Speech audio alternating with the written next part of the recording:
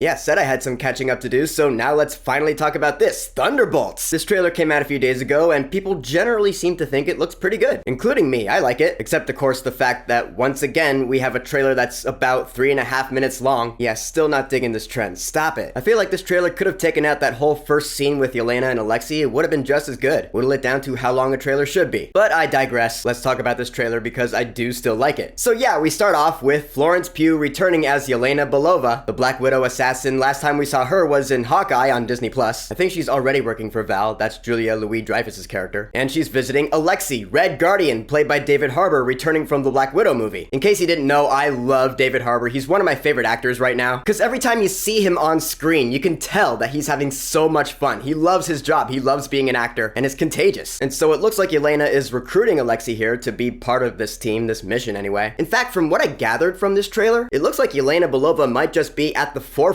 of this movie, which I personally think would be awesome, because I do love that character. I've always loved that character in the Marvel Cinematic Universe, because she's always been a badass, so I am down for that. And then she meets up with the rest of this team. So the Thunderbolts. Alright, who do we got? We got Wyatt Russell returning as US Agent John Walker, the douchebag who killed a guy with a shield in The Falcon and the Winter Soldier, who looks pretty miserable now. And we got some deep cuts. Taskmaster Antonia Dreykov from the Black Widow movie, who was the worst part of that movie because that character was nothing like Taskmaster, Tony Masters in Marvel lore. She had no personality, she didn't even talk, so yeah, she was really boring. So if they're bringing her back, I hope they're making some major improvements to her character. Her new look seems to suggest that that might be the case. I don't know for sure though. Then we have Ghost, Ava Starr, played by Hannah John Kamen, who we last saw in Ant-Man and the Wasp. I actually was wondering when we would see her again, since she did turn good at the end of that movie with Lawrence Fishburne as Bill Foster. They were gonna help each other out, and now we're here. And I am wondering, yeah, where she is now, like in life. How's she been? Because I like that character too. And I like her new look as well. That's a pretty cool looking outfit. And so these four assassins, Yelena Belova, Ghost, Taskmaster, and US Agent, they meet up in this room, and then the doors seal shut, and this random guy shows up.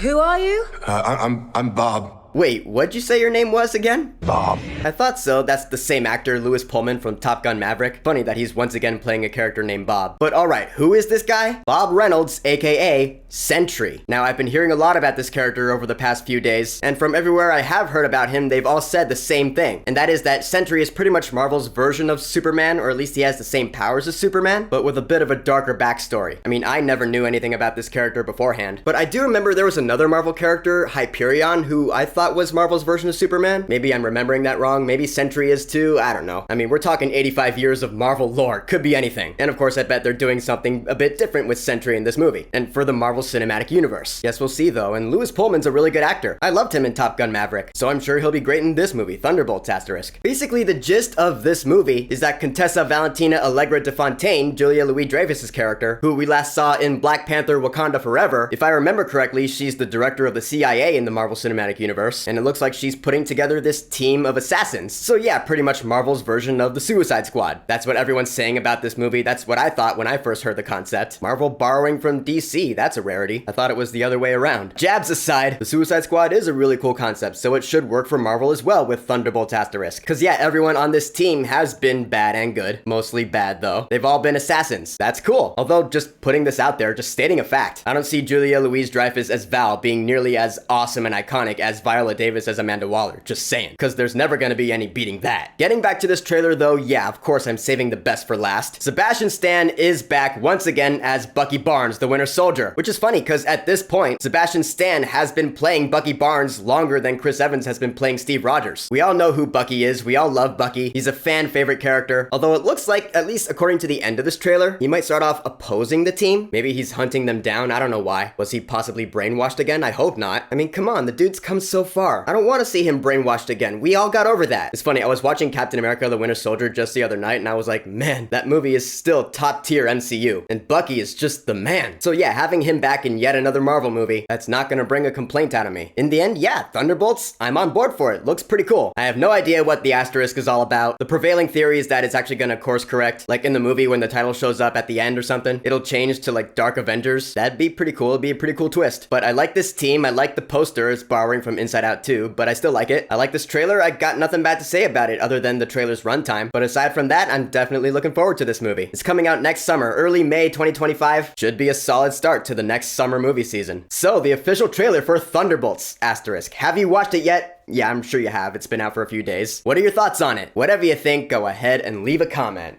And of course, thank you for subscribing. Now, if you'll excuse me, it's back to playing Astrobot. I still gotta beat that final level. That is some hard shit to do right there.